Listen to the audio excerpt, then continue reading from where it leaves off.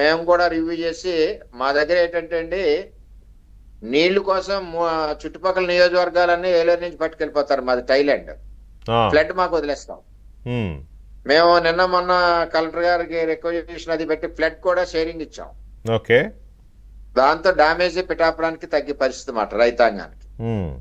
అదే విధంగా గ్రామాల్లో ఎక్కడికక్కడ ఈ శాండ్ బ్యాగ్స్ కానీ ఇవి కానీ చాలా సిస్టమేటిక్ గా ఇన్ అడ్వాన్స్ గా ఎక్కడికక్కడ అరేంజ్మెంట్స్ జరిగినాయి.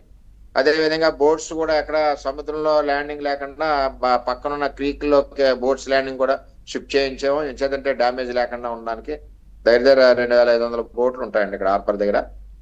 ఓవరాల్ గా ఎక్కువ డ్యామేజ్ వచ్చేసరికి ఎలా ఉంటుందంటే మా దగ్గర మన ఇక్కడ లైట్ హౌస్ దగ్గర నుంచి అటు కోనపేట వరకు అద్దర్పేట వరకు కూడా ఎక్కువ డ్యామేజ్ ఉండే పరిస్థితి.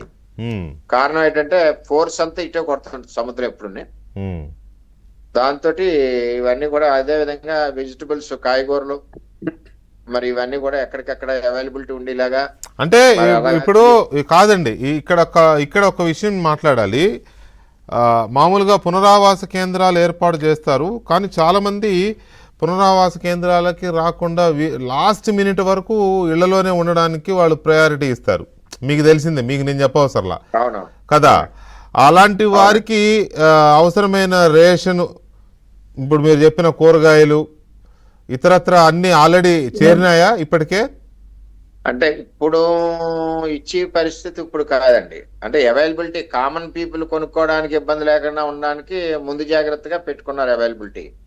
ఇప్పుడు ఎవరైతే అలా ఉన్నారో వాళ్ళని మేము ఇంచుమించు ఎడ్యుకేట్ చేసి చెప్తున్నాం. అక్కడ మత్స్యకార పెద్దలు కూడా తీసుకొచ్చి పునరావాస కేంద్రాలు తీసుకొస్తున్నారు. కొంతమంది ఉండిపోతే ఫోర్స్ఫుల్ గా కూడా తీసుకొచ్చే పరిస్థితి. నిజంగా నైట్ టైమ్ ఏ విధంగా జరుగుద్దో ఎలా వస్తుందో పరిస్థితి కాబట్టి ఆ ఆలోచనలో స్పీడ్ గా వర్క్ చేస్తున్నారు పోలీస్ డిపార్ట్మెంట్.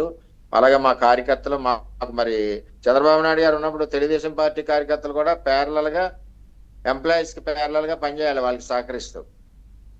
మేము కూడా టీమ్స్ వేసుకున్నాం, వర్క్ చేస్తున్నాం. అంటే వర్మ గారు ఇప్పుడు మామూలుగా ఇప్పుడున్న సిచ్యువేషన్ కనుక మనం చూస్తే సార్ ఈ రాత్రి రేపు బాగానే తెల్లవారుతుంది, అందులో సందేహం ఏం లేదు.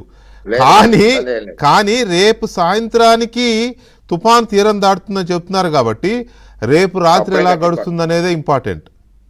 మెయిన్ కరెక్ట్ అండి అది. రేపు రాత్రి ఎలా గడుస్తుంది, ఎల్లుండి ఎలా తెల్లవారుతుంది అనేది ఇంపార్టెంట్ కదా.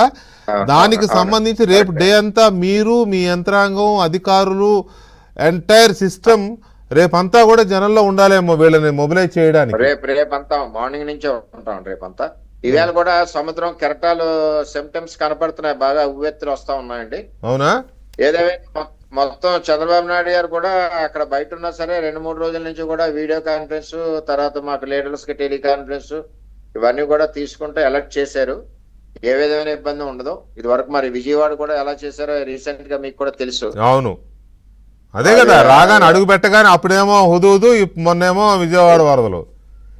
అవును, చాలా చేయడమే కాకుండా అప్పుడు మరి ఇచ్చినట్టు హెక్టార్కి 25,000 కాంపెన్సేషన్ ఇచ్చారు, నిత్యావసర వస్తువులు ఇచ్చారు, అన్ని రకాల ఈవెందో ఆటోలు ఇవి డామేజ్ అవుతే వాటికి 10,000 ఇచ్చారు, చేనేత కార్మికులకి 25,000. అవన్నీనేమో తుఫాను వచ్చి వెళ్ళిపోయిన తర్వాత పునరావాస అదే నేను అనేది అదే.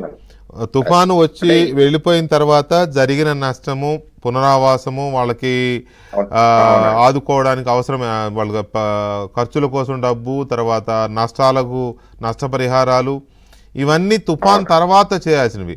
తుఫాన్ టైంలో బాబ్జీ గారు చెప్పండి, వర్మ గారు ఏంటో చెప్తారు. తుఫాన్ తర్వాత మేనేజ్మెంట్ కూడా చంద్రబాబు నాయుడు గారు చేసినట్టు ఎవరో చేయలేరండి. ఇన్ఫ్రాస్ట్రక్చర్ ఎక్కడికక్కడ ఎలక్ట్రికల్ పోల్స్, రోడ్స్, అది అన్డిస్ప్యూటెడ్ లేండి, అది అన్డిస్ప్యూటెడ్. దాంట్లో అది నిర్వివాదాంశం, దానికి ఇంకెవరు మీ ప్రత్యర్థులు కూడా ఆ విషయంలో రెండో మాట చెప్పరులే, కానీ అది వాళ్ళకి తెలుసు, పైకన్నా లోపల తెలుసు. కాకపోతే నేను అనేది ఏంటంటే బాబ్జీ గారు, రేపు ఈవినింగ్ నుంచి చాలా క్రూషియల్